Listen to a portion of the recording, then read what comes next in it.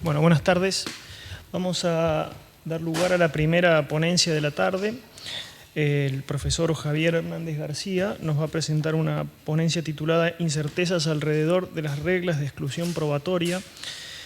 El profesor Hernández García es actualmente presidente de la Audiencia Provincial de Tarragona y tiene una carrera muy importante tanto en el Poder Judicial cuanto en la docencia, y una cantidad impresionante de publicaciones, tanto relacionadas con organismos públicos como en revistas especializadas y en libros, la gran mayoría relativas al derecho procesal penal, también al derecho penal sustantivo, y relacionados con la filosofía del derecho penal y del derecho procesal penal, en revistas como Jueces para la Democracia, en la Revista Internacional sobre Transparencia e Integridad, en Estudios Jurídicos, en la Ley y en muchas otras.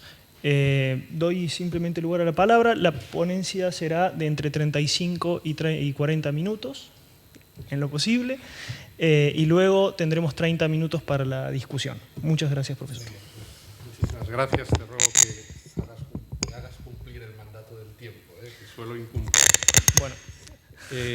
Gracias por muchas razones. Gracias a Jordi Ferrer por permitirme participar en este evento, en esta prestigiosa foro de la Cátedra de Cultura Jurídica, pero particularmente permitirme participar en un homenaje a Manuel Miranda. Son 30 años de relación con Manuel, una relación desde el profundo cariño personal y desde la profunda admiración profesional a su trabajo, a su talante, a su manera de ver el derecho, de transmitirme la emoción por el derecho. Es una pérdida de estas que se convierten un poco en insoportables, porque te obligan, son personas que están siempre y siempre recuerdas la ausencia, y eso a veces hace daño. Me duele, por tanto, tener que participar en un homenaje a Manolo Miranda, en lo que significa esta expresión de homenaje a, ¿no? Parece que... Pero también creo que Manolo marchó siendo consciente de lo mucho que se le quiere y se le quería, y eso es importante. Yo creo que Manolo recibió un homenaje en vida y que su obra y su aportación ética y jurídica ha sido reconocida y yo creo que ha sido decisiva para la formación de muchísimos juristas, de los que formamos parte de sus discípulos o de la gente que tuvimos el privilegio de compartir con él la vida y su aventura intelectual. Pero sin duda también Manuel Miranda constituye un activo fundamental, y antes Carmen nos lo recordaba, un gran hacedor y un gran sistematizador del modelo probatorio, fundamentalmente nuestro modelo probatorio en España. Una sistematización, una apuesta por la sistematización y la reconstrucción conceptual de un modelo probatorio y de un lenguaje sobre la prueba que hasta que Manolo irrumpe no existía o existía de manera muy deficiente. El modelo probatorio era un modelo probatorio todavía bajo la inercia de las fórmulas clásicas y desde luego no era un modelo probatorio con ninguna aspiración epistémica ni tampoco con ninguna vinculación axiológica. Manuel Miranda construye de alguna manera una nueva epistémica procesal, penal, alrededor de la prueba, y se preocupa de temas fundamentales sobre, fundamentalmente, con qué probar el hecho, pero además, y de manera, a mi entender, decisiva, en lo que para mí resulta más atractivo de su obra, una reflexión muy intensa sobre cómo probar el hecho. Y en esta pregunta, ¿cómo probar el hecho?, Manuel Miranda se sitúa sitúa el epicentro del problema, sitúa a la presunción de inocencia como epicentro del problema. Y este punto de observación de la presunción de inocencia como epicentro del problema probatorio modifica todo. O sea, es una suerte de Big Bang, valga la expresión, en la dogmática sobre el modelo procesal penal y sobre la prueba en España. Es una reflexión que además le lleva a otro problema, a un problema también fundamental. ¿Cuánto debe probarse y cuáles son los límites de la actividad indagatoria del Estado? Y esto nos sitúa, por tanto, en una zona de enorme complejidad.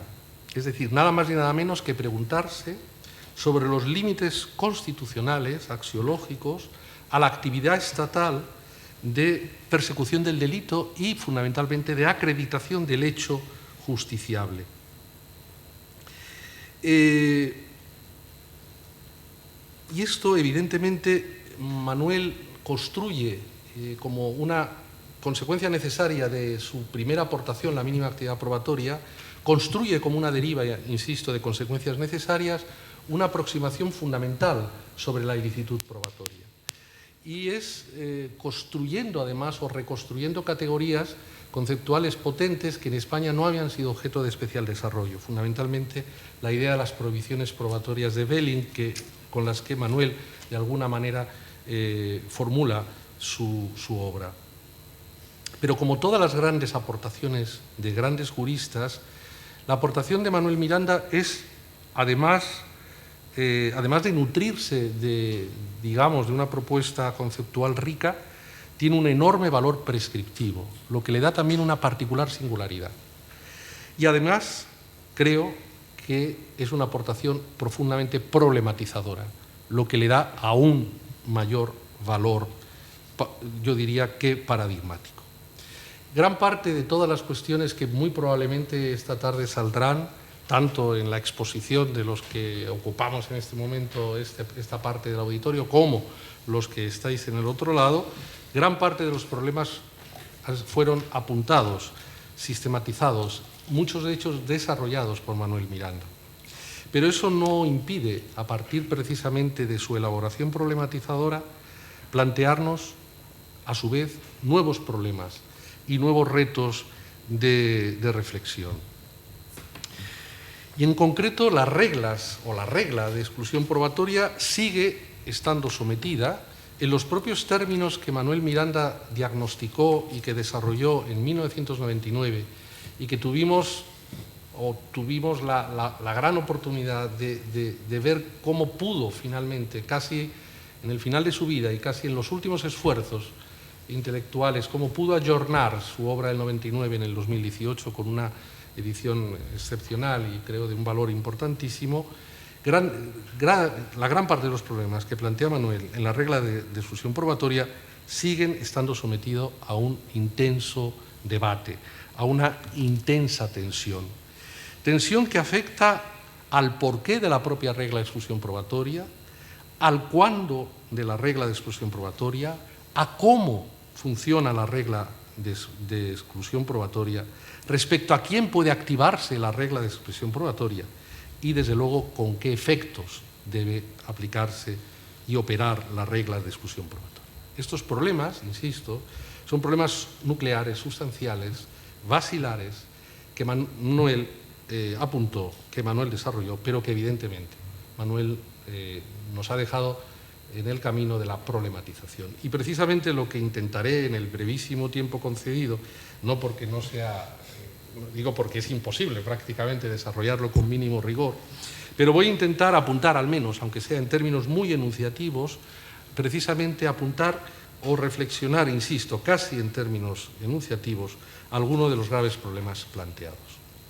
La primera cuestión que querría compartir con todos vosotros y vosotras es la reflexión sobre el fundamento axiológico y normativo de la regla de exclusión probatoria.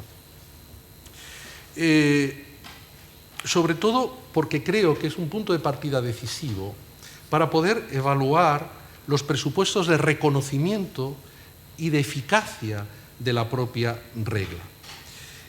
El segundo espectro de problemas que me gustaría apuntar son las implicaciones sistemáticas de la regla de exclusión probatoria, con una especial referencia al modelo procesal español, que por muchas razones es un modelo enormemente interesante, precisamente por lo patológico y lo desestructurado que es. O sea, es un modelo del desastre, es un modelo disruptivo, pero precisamente es uno de sus grandes encantos y nos va a permitir, creo que me va a poder permitir o justificar alguna de las afirmaciones sobre los problemas operativos de la regla de exclusión probatoria. En tercer lugar, me gustaría también abordar algunos problemas aplicativos, precisamente dos a los que Manuel dedicó particular atención. Uno, contra quién puede activarse la regla de exclusión probatoria. Es decir, cuál es el acto lesivo de derechos fundamentales que permite la activación, pero fundamentalmente, quién debe lesionar el derecho para que la regla pueda generar sus efectos purgadores, en el caso de que así se considere que debe producir. Y la segunda cuestión también me parece muy importante, cuándo debe operar la regla de exclusión probatoria. Es decir, cuándo deben instrumentarse las audiencias de exclusión o las audiencias de saneamiento, que creo que es otra cuestión que afecta a la arquitectura institucional del proceso penal. Es un programa muy ambicioso, casi ya renuncio a cumplirlo, pero lo intentaré, y si no, pues lo podemos, desde luego, si os parece, complementar en el debate que pueda surgir a continuación. Bien, en relación al primer problema, el fundamento de la regla de exclusión probatoria. Yo creo que todos convendremos en que hay una intensa relación entre las condiciones en las que opera la regla de exclusión y los presupuestos axiológicos y pragmáticos del sistema penal. Es un buen indicativo, nos permite medir algunos elementos, digamos, ideológicos de los sistemas. Entre otros, el cómo opera la regla, la REP, en cómo opera, con qué alcance, nos permite al menos, nos sirve para poder valorar el mayor o menor grado de limitación en la actuación indagatoria del Estado. Nos permite también reflexionar o descubrir la posición que ocupa la verdad o el valor verdad dentro de los fines del propio sistema procesal penal. También nos permite reflexionar sobre la tasa de error asumible, la distribución entre los llamados errores absolutorios y los errores condenatorios, el rol de las garantías individuales y también, naturalmente, nos permite identificar objetivos político-criminales del propio sistema penal. Por tanto, es una institución piloto muy valiosa. Nos ayuda a conocer muy bien la fisiología del sistema penal donde la regla actúa. Pero una mirada relativamente somera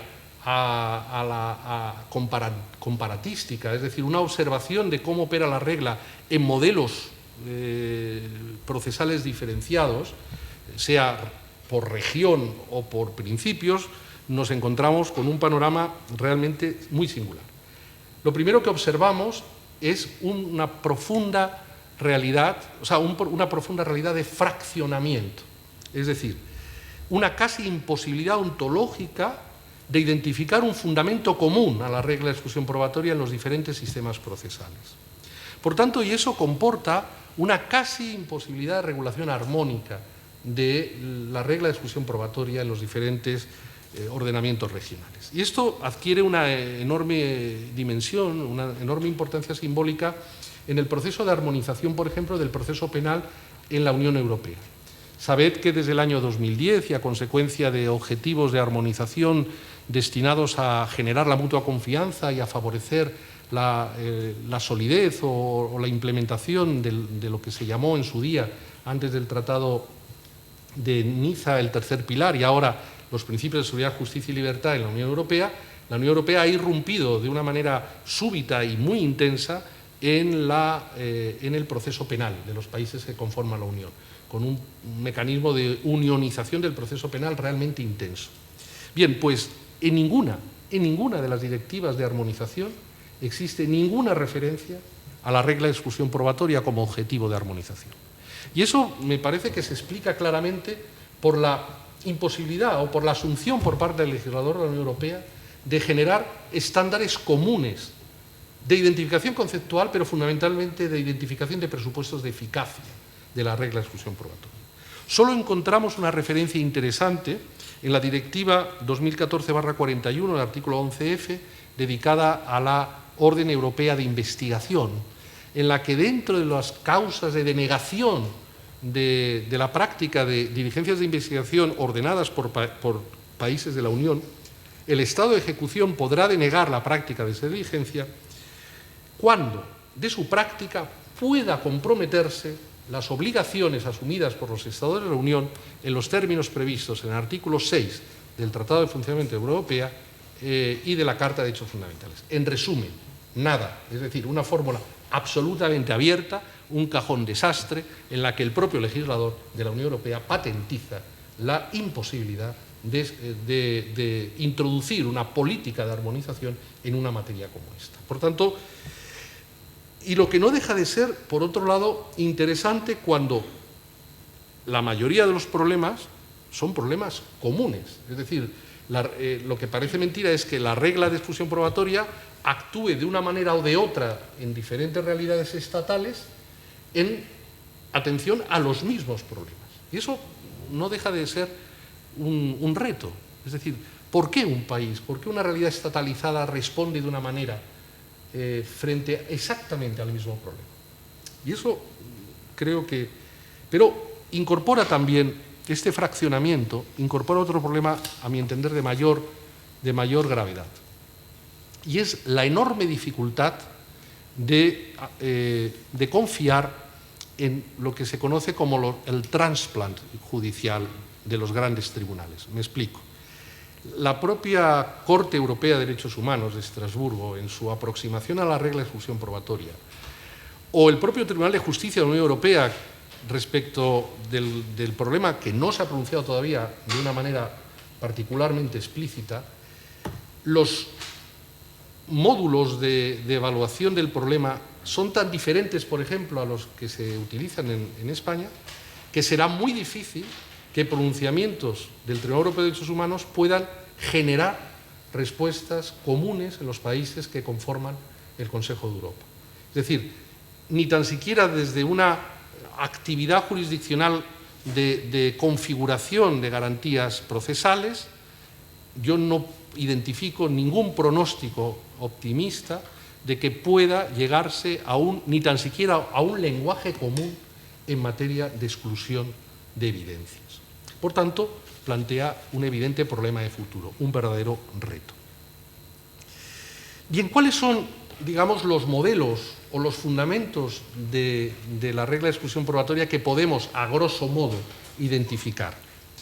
El primer modelo podríamos llamarlo que se basa en el fundamento de la integridad constitucional.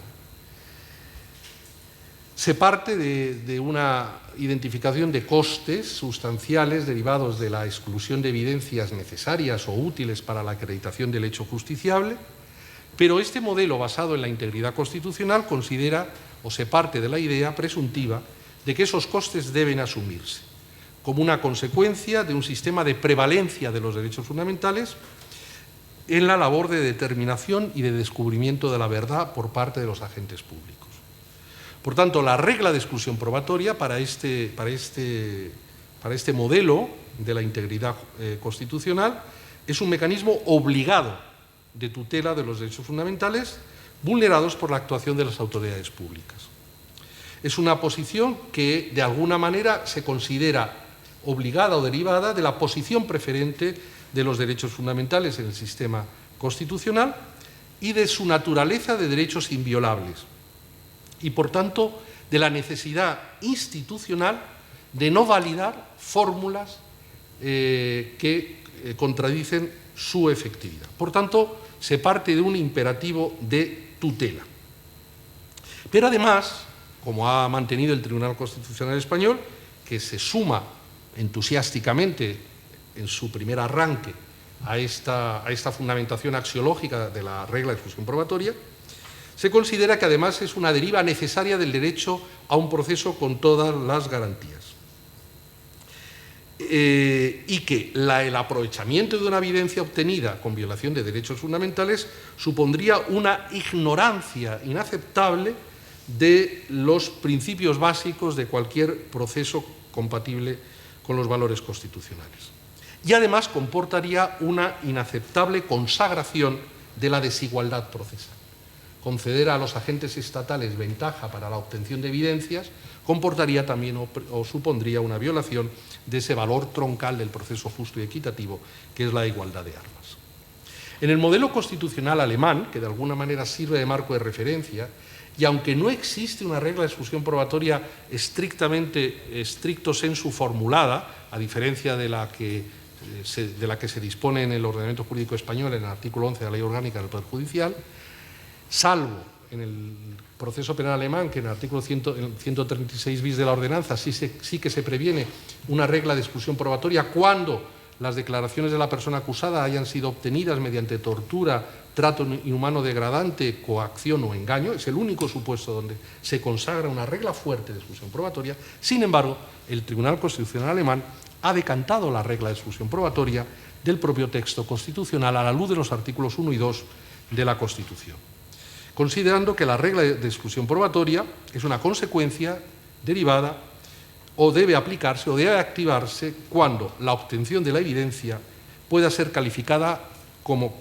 consecuencia de un acto serio, deliberado o arbitrario de infracción de las normas de procedimiento que ha ignorado sistemáticamente las garantías constitucionales. El Tribunal Constitucional alemán, con quiero decir, todos sabemos la importancia que para el modelo constitucional alemán tiene la idea de la dignidad, aunque sabemos que es un constructo excesivamente laxo y excesivamente indefinido, pero los alemanes han sacado muchísimo rendimiento del valor dignidad y lo han vinculado a la regla de exclusión probatoria, reformulando de alguna manera el principio de integridad constitucional y llevándolo a que se conoce como el principio de humanidad, muy vinculado a fórmulas kantianas en las que se reivindica que no es compatible con la idea de la dignidad humana hacer de las personas un medio, un objeto del poder estatal.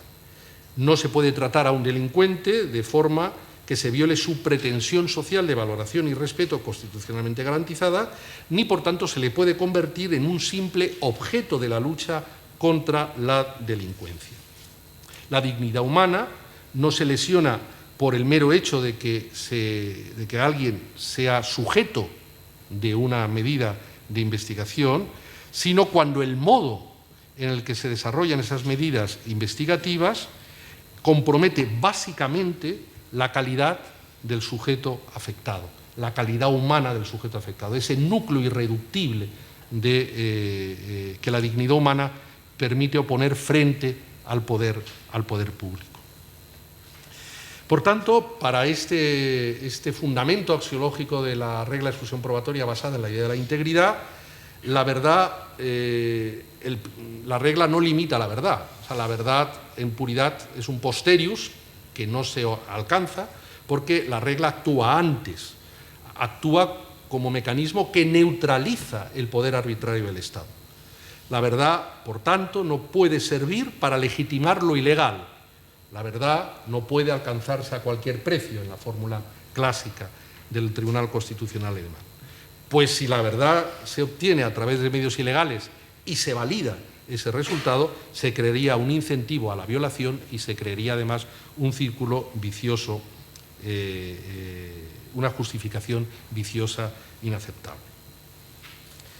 Por tanto, para el modelo de integridad constitucional, la regla de exclusión probatoria es un límite que hace que la verdad sea un resultado de un procesus de obtención, de producción y de valoración fuertemente normativizado, sometido a límites y, por tanto, sin renunciar a resultados epistémicos. Sin embargo, esa aproximación reconstructiva de la verdad debe condicionarse siempre al cumplimiento de las garantías y de los derechos fundamentales.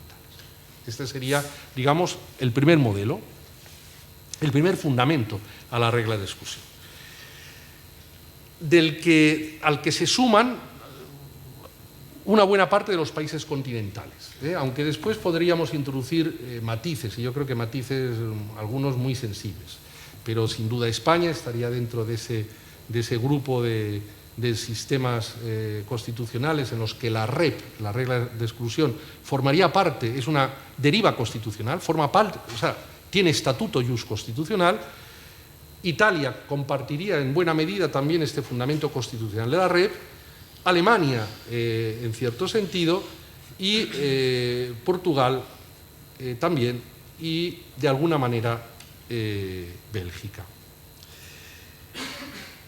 Pero frente a este modelo de fundamentación nos encontramos otro que en estos momentos es un modelo muy potente y con una clara aspiración de convertirse en el modelo vencedor, ¿no?, en la lucha en la fundamentación del principio. Y me estoy refiriendo, bueno, antes, perdonad, el principio el fundamento de la integridad judicial se caracterizaría, y hago un resumen brevemente, la regla de exclusión se activa ante cualquier violación de derechos fundamentales en el procesus probatorio, tanto cuando afecta a derechos sustantivos como cuando afecta a derechos que determinan el modo de adquisición en el proceso.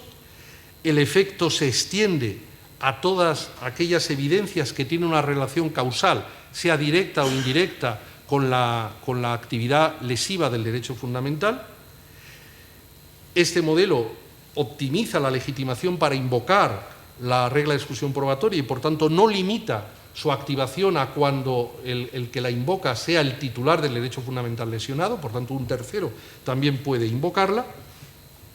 Son irrelevantes las fórmulas subsanatorias ex post. La violación del derecho fundamental en la obtención de la fuente probatoria no puede ser reparada y, además, se parte de un principio de alta oficialidad en su apreciación. Por tanto, son irrelevantes, prima facie, fórmulas consensuales de asunción de evidencias obtenidas mediante o con motivo de la violación de derechos fundamentales. Los tribunales asumen, por tanto, una posición de liderazgo a la hora de controlar la propia actividad y la propia aportación probatoria de las partes. Frente a este modelo, insisto y apuntaba, un modelo que creo está en franco retroceso, aparece el modelo que fundamenta la regla de exclusión probatoria en el principio de disuasión. Y este modelo es, de alguna manera, el que se configura y se deconstruye, el que se construye y deconstruye en Estados Unidos. Todos sabemos, y no me da tiempo, desde luego, a dar cuenta de la exégesis del principio del modelo de la regla de exclusión probatoria a partir del año, sobre todo, la paradigmática sentencia Wex, 1914, cuando el Tribunal Supremo norteamericano identifica la necesidad de poner límites a la indagación cuando de la actividad estatal se produce una lesión o puede producirse una lesión importante, sustancial de los derechos fundamentales garantizados fundamentalmente al hilo de la cuarta, de la quinta y de la sexta enmienda, que son los territorios donde la regla de exclusión probatoria ha desarrollado su máxima virulencia reactiva. Pero desde el mismo momento en que Weck introduce la REP, prácticamente desde el mismo momento se produce un movimiento inverso, un movimiento de deconstrucción, un movimiento de vaciamiento de las consecuencias originarias de la formulación. Y, por tanto, hasta que se llega a una situación actual en la que la Corte Suprema norteamericana, aunque hemos de decir que con una fuerte tensión decisional en el tribunal, siempre con minorías muy precarias de 5-4, por tanto sigue habiendo una resistencia importante a la desconstitucionalización de la red por parte de los jueces progresistas del tribunal, pero en estos momentos el estado de cosas, pero que se arrastra, insisto, prácticamente desde finales de los años 60, se apuesta por una fórmula clara, en el sentido de que la red no es una exigencia constitucional. No forma parte de la garantía, es una garantía institucional de protección de los derechos reconocidos en la Constitución, pero no es una garantía constitucional sometida al mandato constitucional. Y eso es un cambio absoluto de fundamento y, por tanto, permite precisamente el tratamiento contingente de la regla de exclusión probatoria, el enorme casuismo que caracteriza en Estados Unidos su aplicación y, sobre todo, su no aplicación. Por tanto, para la Corte, la regla de exclusión probatoria, su activación exige fundamentalmente identificar los costes sustanciales. Por tanto, es una aproximación, en todo caso, de tipo pragmático, con una finalidad francamente y no disimuladamente utilitarista. Y los costes sistemáticos, los costes sustanciales de la regla de exclusión probatoria son explícitamente expuestos en las grandes sentencias de la Corte que de alguna manera constituyen los leading cases en esta materia. El más importante en los últimos 15 años, sin duda, es Hudson contra Michigan, una sentencia importante del 2006, donde el juez Scalia, sin ningún tipo de... A mí personalmente me encanta la manera en que los jueces norteamericanos, la candidez judicial, ¿no?, exponen sus razones con una gran libertad expositiva y con una narratividad y, sobre todo, con ninguna pretensión de ocultamiento Yo creo que eso es algo muy valioso en el modo decisional de los tribunales generalmente anglosajones, y un gran déficit, por cierto, en el modo decisional de los jueces continentales, donde seguimos ocultándonos en un lenguaje críptico, un lenguaje normativizado, y sobre todo nos ocultamos en las razones de otros. Pues aquí no se ocultan, y la verdad que Scalia, en su historia jurisdiccional, brillante, discutible naturalmente en algunas de sus aportaciones, no se oculta. Y en Hudson contra Michigan hace una exposición que yo recomiendo como de lectura obligada, porque realmente es un manual de operatividad, un manual de construcción y de deconstrucción de los fundamentos de la regla de exclusión probatoria. ¿Qué nos dice la Corte? Nos dice, mire, los costes sustanciales de la regla de exclusión son muy importantes. Primero, el riesgo evidente de que se puedan liberar criminales. Segundo, que se pueda generar o estimular mediante un uso hiperventilado de la regla de exclusión probatoria, se puede generar un abocamiento a los tribunales de miles de conflictos sobre la validez de las pruebas. Y eso puede producir un efecto overbooking, un efecto de agotamiento del sistema judicial en la respuesta a las cuestiones preliminares. Por tanto, un factor de ineficacia del propio sistema de justicia. Pero además, determinadas reglas de exclusión probatoria, determinadas fórmulas de exclusión, introducen riesgos graves de ineficacia en la obtención de las propias evidencias. No tanto de la liberación de los criminales, sino que puede haber riesgos de desaparición de las evidencias, de desaparición de evidencias, o incluso algunas reglas, algunas fórmulas, algunos límites pueden provocar riesgos para los propios agentes públicos en el proceso de obtención de las evidencias. Por tanto, es muy importante, antes de aplicar la regla de exclusión probatoria, hacer un cálculo del efecto desaliento que su aplicación puede derivar. Por tanto, para la Corte Suprema, en su decisión mayoritaria, la aplicación indiscriminada de la regla de exclusión probatoria no es razonable, porque no siempre compensa los costes sustanciales. Por tanto, ¿cuál es el programa de aplicación de la REP? Primero, siempre tiene que ser la excepción, nunca se puede partir de la regla.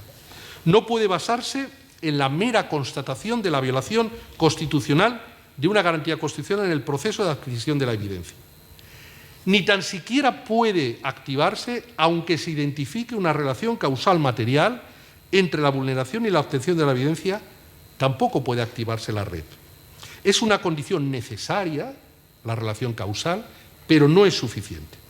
Y no solo en supuestos de conexión causal indirecta o remota, también incluso en supuestos de conexión directa, cuando la supresión de la evidencia no serviría para proteger o para satisfacer el interés protegido por la garantía constitucional violada. Esta tal vez es la gran aportación de Hudson versus Michigan, la introducción de otro elemento de exclusión muy importante. Un elemento de exclusión que es el fin de protección de la garantía como módulo de determinación del juicio de oportunidad de la aplicación de la ley. Y además, como elemento ya final, dice, en todo caso, antes de aplicar la REP, el tribunal deberá valorar si existen otros mecanismos reparatorios de la lesión de la garantía constitucional, como puede ser el ejercicio de acciones de reparación de naturaleza civil o incluso la vía de la acción disciplinaria contra los agentes públicos que infringieron la garantía. Las circunstancias del caso, voy mal de tiempo, las circunstancias del caso, si os parece, son interesantes porque nos pueden servir para, no sé si las conocéis o os parece un apunte breve de las circunstancias, porque creo que es un escenario que permite operar muy bien, nos permite visualizar muy bien el principio de disuasión. El caso Michigan, el señor Hudson, es un sospechoso, hay una sospecha razonable de que puede estar traficando con droga y que puede poseer ilegalmente armas. Se obtiene un mandamiento de entrada, un warrant por parte del juez, o sea, hay sospecha suficiente, no se plantea un problema, por tanto, de arbitrariedad en la decisión de entrada, se concede la entrada y cuando los agentes públicos llegan al domicilio del señor Hudson, entran en el domicilio después de advertir su presencia entre 3 y 5 segundos después de haber advertido su llegada. Esta entrada, digamos, intempestiva, supuso la violación de una regla que se había constitucionalizado como formando parte de la garantía de la Cuarta Enmienda. Recordad que la garantía de la Cuarta Enmienda, en el lenguaje original, además, la importancia de la originalidad interpretativa es básica, porque la Cuarta Enmienda, sobre todo, hace una apuesta muy moderna sobre la necesidad de que las entradas tengan causa razonable, es decir, pero no solo, sino que además se practiquen de manera proporcional. O sea, la Cuarta Enmienda garantiza la razonabilidad de la limitación, pero en la decisión de acceso a las viviendas o a los espacios con expectativa de privacidad, pero también la Cuarta Enmienda garantiza un modo proporcional de acceso. Por tanto, es un elemento muy consustancial a la hora de establecer el contenido garantizado por la Cuarta Enmienda. Y esta regla, la regla de llamar y esperar, fue constitucionalizada definitivamente en Wilson contra Arkansas, una sentencia de 1995. 5 minutos. 5, no puede ser.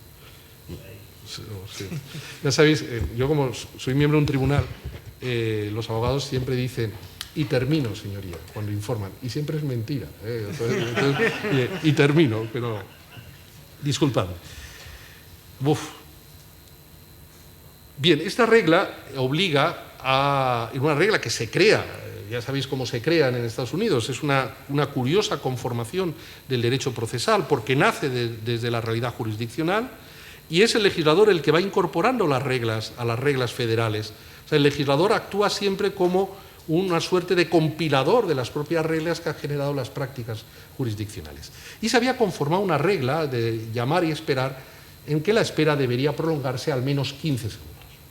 Por tanto, nos enfrentamos a un conflicto en el que los agentes incumplen claramente una regla que garantiza el modo de práctica de un registro que constitucionalmente la propia Corte había considerado que formaba parte de las garantías de la Cuarta Enmienda. Bien, ¿qué aborda la sentencia Hudson, a mi entender, de manera brillante? Primero, ¿cuáles son los fines de protección de la regla llamar y esperar?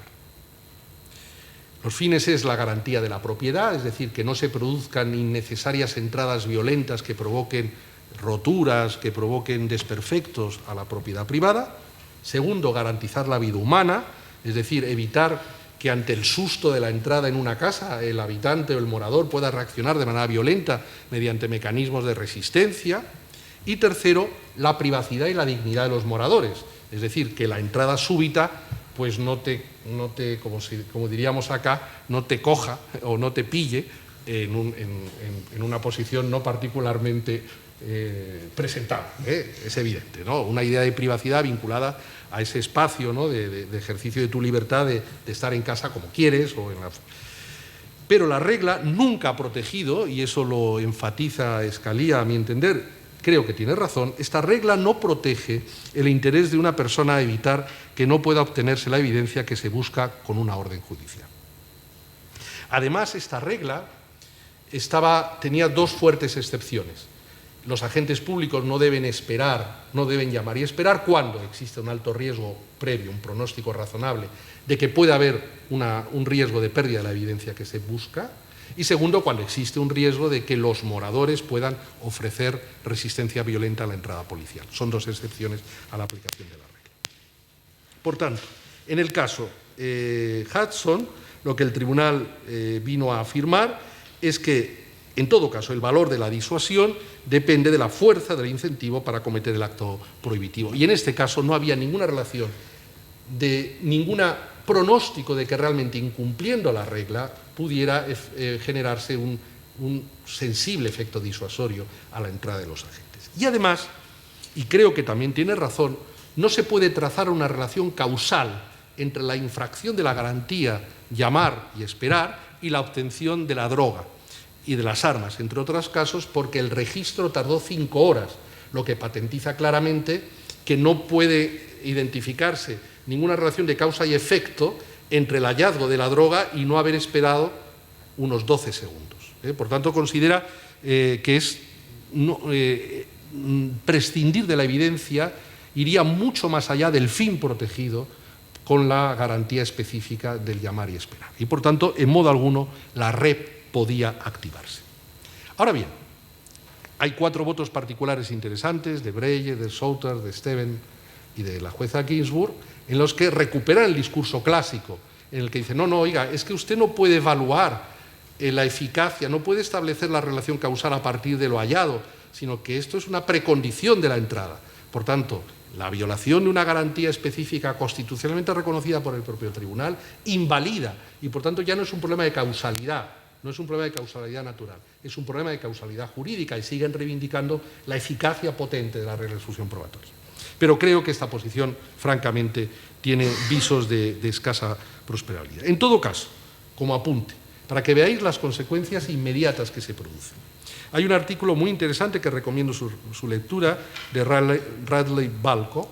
Este es un experto en política criminal y que publica un artículo el 19 de octubre del 18 en el Washington Post, en el que hace un análisis de campo de las órdenes dictadas, las órdenes de entradas en domicilios dictadas por los jueces de Little Rock. Y fijaos las consecuencias directas de la doctrina Hudson. Entre el 2016 y 2018, en el condado de Little Rock, se dictaron 105 mandamientos de entrada en domicilio. 103 de ellos se disculpó a los agentes de la regla de llamar y esperar. Pero lo más grave es que de los 105 mandamientos solicitados por los agentes públicos, en 97 la policía no justificó en modo alguno por qué debía dispensarse de la garantía de llamar y esperar. Pero no solo. De esos 105, 22 se autorizó la entrada a cualquier hora del día o de la noche. Ninguno de los mandamientos contenía ninguna explicación de por qué se podía entrar de noche. O sea, el problema fundamental es que desde la propia idea de la disuasión, en el momento en que se produce se declara la irrelevancia de una garantía, el análisis pragmático, la reacción pragmática de los agentes públicos es precisamente prescindir de la garantía. O sea, por tanto, el problema es un problema grave, porque claro, yo creo que el caso Hudson es un caso muy interesante porque nos sitúa en un territorio del fin de protección de la norma, yo creo que muy evidente, con una solución ad casum, a mi entender, compartible, pero el problema es la categoría que se construye. La categoría que se construye prácticamente sitúa a la regla de exclusión probatoria en el territorio de la irrelevancia. Además, el Tribunal Supremo norteamericano, como todos sabemos, a partir de la deconstrucción de la regla de exclusión, ha construido todo un mecanismo de desactivación mediante fórmulas de atenuación de su eficacia. La buena fe, el descubrimiento inevitable, la fuente independiente, la desconexión de antijuricidad y los fines de protección de la garantía.